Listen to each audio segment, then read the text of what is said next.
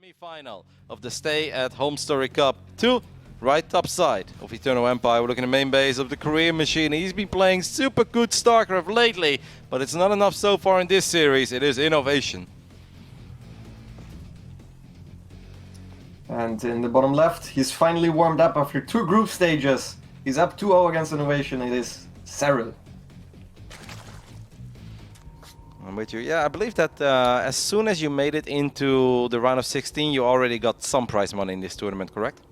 I also got prize money. We actually were joking about it because you know the Great Guys group, right? Yes. We basically all got 3rd place and we were like, this is the smartest time invested for money outcome because we made $75. And the next group stage we would get like 3 Koreans or Serral, Yeah. and then you would just get 25 more bucks.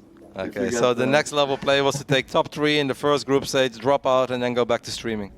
Yeah, or casting in my case. All right, love it. Nothing crazy happening so far in Eternal. Obviously, no proxy barracks. We've seen INnoVation play quite a bit of mech in this tournament. We saw him just play mech. Do you think he's going to do it again, or do you think he's going to throw out some bio here on Eternal? I think this map is kind of good for both bio and mech, but if he wants to play mech, if he's confident with mech, this would be the map to do it on. On the last map pool there was also Purity, which, I mean, would not have really made it into a best of 5, but besides that, this is the mech map, because it's super easy to take 5 bases, and you have a rich gas as well. Did you see him play mech against Showtime earlier today? I did, yeah. Okay. On this map as well, right? What did you make of that game? I don't know, like the turns always tell me mech kind of sucks and the carriers are super strong against it. Mm-hmm. I think sometimes it looks very strong against pros, but sometimes it just completely fails. I'm not quite sure what to make of it, to be honest. Like both Kenning and I were kind of hoping that he was really going for some Battlecruisers, because like I think mech has its moments, but it's often really hard to secure the 4th base, and if you do get the 4th, you can fall so far behind. But he got up to 5 bases without ever being behind in the game, and I was like, man, it'd be so cool to see him actually go for a lot of BCs now. And then just kind of got stuck on like building Thors forever. And Thors are really good against pretty much everything other than Disruptors, but that's kind of problematic, because then you can just spam Disruptors, and that's exactly what Dimauer did. We see another fusion core go down in the main base of Inno. Yeah, I mean, he definitely did have the chance. He also had a bad move out in the last game, and this map is even better for mech, so it makes sense to go for something similar. He could also, on the flip side, just go for BC again and then into bio. It is also a viable opener, one that I'm not the biggest fan of, but maybe he also thinks if the Zerglings didn't get the surround on the Hellions initially, he could just kill Serral. Maybe we could see an armory go down here instead of a 3rd command center this time. Yep. Yeah, I definitely felt that there was some potential in the very first push, right? With the very first Battlecruiser. It was just standing there, soaking up all the damage, survived for a very long time, and it should have allowed the Hellions and that one Reaper that was left over as well to maybe get some more damage done that INnoVation actually managed to get in the end. This time, Serral did not manage to get the perfect scout off. Last game he saw everything. This time he didn't really see anything yet. INnoVation is getting very adventurous here with his Hellions. A little too adventurous for my taste. Oh my goodness, that wasn't good at all. No, that was terrible, and this game actually he played it completely different from last game. Last game he went for the 3rd command center, skipping Hellion production for quite a while. This time he went for the constant Hellion production. So this would have been perfect, because Serral again is going for the Bending Nest response. So this time instead of 8 Hellions in the Battlecruiser, he would have had 12 Hellions in the Battlecruiser. But he lost 4, so... But now he won't have that. It's a real shame. This Zergling, I do think it saw that... No. Okay, I gotta say, Inno's doing a fantastic job defensively. He's denying every single scout. The Overlord could not see the starport and the fusion core. That next Zergling didn't really see anything either, because it died right before it got on top of the ramp. And this Zergling didn't even confirm this command center is being built on location. All of that stuff is nice, but then losing the 4 Hellions, I believe he lost. Yeah, 4 Hellions over here on creep for only 3 drones. That's just not the kind of stuff that you're looking for, especially not if you really want to get some work done, right? With all the Hellions and your first Battlecruiser, it is going to be mech once again. This time the BC just jumped into the main base, grabs a couple of drones, but I don't know. Maybe if he drags all the queens to the main and then flies the BC to the low ground, he can sync it up with these Hellions, but Serral's not really taking this debate. Yeah, absolutely. Usually people would put more than two queens there. Queens also can't kite against Battlecruisers anymore, and he is jumping on top of the one queen that has energy. But super good micro from Serral, kiting back with the queen that has transfuse. Having another transfuse no. surrounding the Hellions. Baneling connects as well. That one queen is still alive. How is it still alive? The queen with energy. In the end, it does finally go down, but not before dropping another transfuse. And last game, we were like, yeah, that was pretty good for Serral. This game, I'm going to go ahead and say this was really good for Serral. He does not get the Battlecruiser, but he got pretty much everything else. He's up 20 workers in this phase in the game. Can obviously immediately go up to 4 bases as well. Maybe start utilizing that rich Vespian guys that we have over there on the low ground.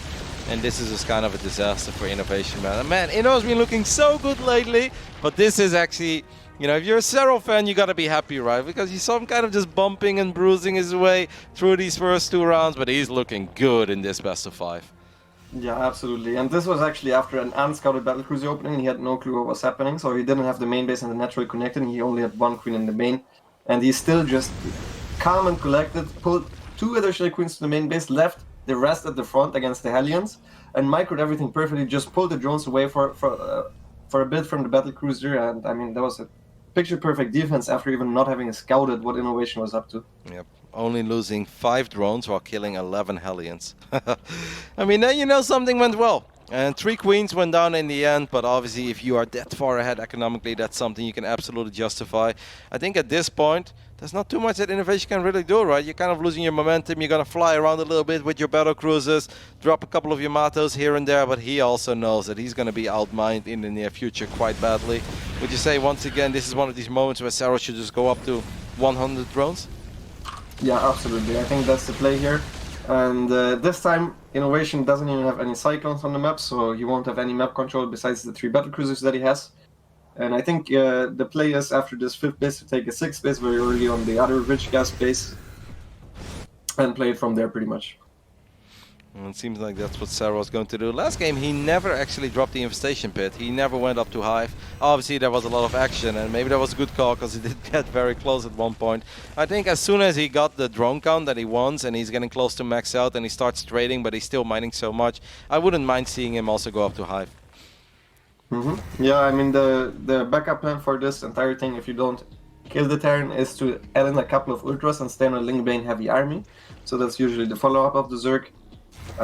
That's usually the plan. Once your 2 upgrades are done, you kind of just want to continue for +3 melee upgrades. I would be surprised to see Serral engage into this. I think this is a little bit sloppy. I would have preferred to see the Mutas just go to the other side of the map, because I don't think the BCs would have committed in. Yeah, just lost 2 of them there. I gotta say, Yamato is sick, right? Because as long as the Yamato starts casting, it will always land. And sometimes units are like 2 screens away, but then it's just like, whoop, and it still fires. It's just like, man, imagine if it would always have that range. That'd be a pretty terrifying unit to play against. Mutas are gonna make their way into the natural for the first time, and there are a couple of missile turrets, but one of them is not done yet. Serral was thinking of getting that refinery. All of this is kind of minor. Serral's indeed taking that other base as well with that rich Vespian gas, and this time a much quicker infestation pit for Serral.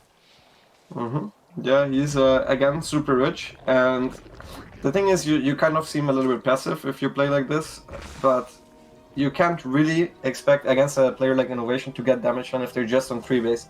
Now, the moment they start expanding, start taking a 4th and a 5th base, that's where they spread themselves a little bit, and where you can start finding the holes in defense. You're always going to be so careful with the Mutas. We've got a newbie question for you. Would you say that if you're playing this kind of a style, right, against a mech player, is there like a certain amount of Mutas that you say like, yeah, that's it, don't have more than that? Or would you just kind of say like, no, just kind of keep building them, keep fighting, whatever? Well, if you're at 100 drones, I think you shouldn't go above 30, because that means that you still have enough drone units to kill planetaries, and I think that's really important. So if you actually go for the style and you go for the correct drone count, you don't really want to have more than 30 Mutas, because then your ground army just starts becoming too small. Yeah, because then you basically have 160 supply tied up in Muta drone. Yeah, exactly. Okay, so 30 is kind of a magic number. Well, Serral's getting very close to that. He's at 21 Mutas at this point. Obviously, he's been bleeding out a few Mutas here and there, right? Against the Thors, mostly against the Battlecruisers and the Yamatos. But this time there is a much quicker Hive. And if you're going into Hive and you've got your side of the map covered in creep, you're at 96 drones with 2 rich Vespian guys. By the way, man, Serral's economy is just monstrous at this point. Yeah, absolutely. And now he's actually going to go for the first big move with the Mutas. He's going to try to get into the main base behind the INnoVation's 3rd base. And I think he actually avoided the sensor tower. So the sensor tower not being completely in position here. So he gets into the main base. There are a lot of turrets here. Oh, 5 turrets. Whoop. Yep. I mean, yeah, you're gonna get it, but... He lost 3-4 mutas, I think. Okay, well, he's getting quite a few SCVs as well in the process. We've got a skirmish in the right bottom side between Hellions and Banelings. Serral setting up the surround as well. That means that all of these Hellions should get caught. Yeah, really good movement by INnoVation's so far. I think kind of getting the best out of all of this, but he will end up losing all of them. Serral decided to disengage in the end with the mutas. How many mutas has he lost so far? He lost 14 of them right now in this game.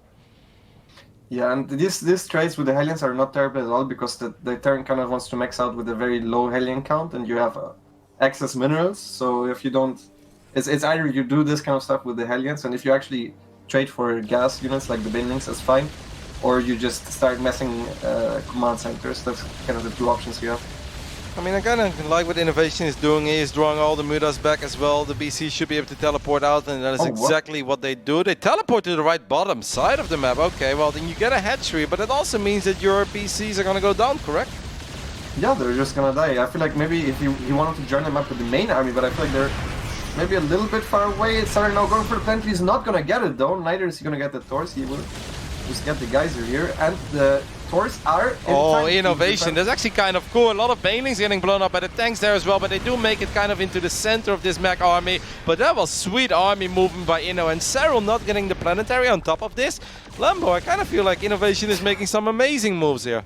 Yeah, absolutely. That was not worth it. He took a bad trade with the Banelings on the left against the planetary and a bad trade on the right, and INnoVation actually had this plan out perfectly with the move out, the Battlecruiser. Oh my god, what?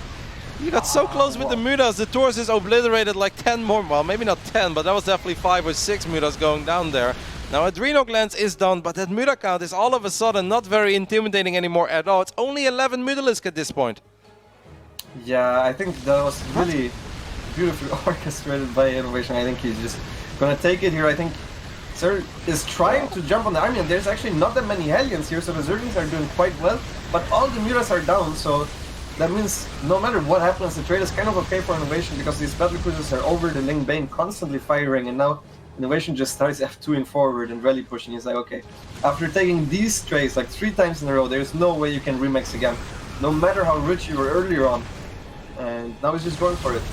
That's actually insane. Serral was indeed that rich, but now he's losing the most important bases. Inno is going to go for it. These Hellbats are doing absolutely fantastic against the Lings and Banes, and INnoVation, even though it didn't start off all that well this game with some sick Battlecruiser movement.